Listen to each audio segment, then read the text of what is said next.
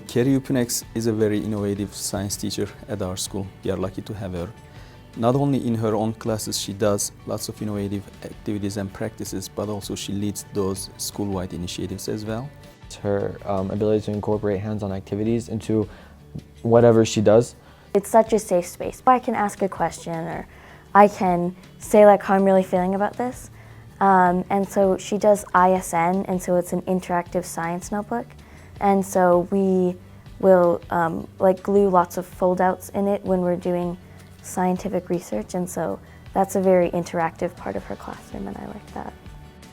She's in charge of our STEM Expo, which we have every year, and we thought we were going to have an in-person STEM Expo. She was thrown a wrench at the last minute with the not being able to do it live in person this year, and found a platform that it would work great on, and brought that about, trained all the teachers on it. The students had a great time. It expanded where we had people attending from different countries, from different states this year, which wouldn't have been possible in the past. It was fabulous. It was absolutely fabulous how they were able to be so poised in presenting to all the community members, and we actually had, I think, as good as or better participation.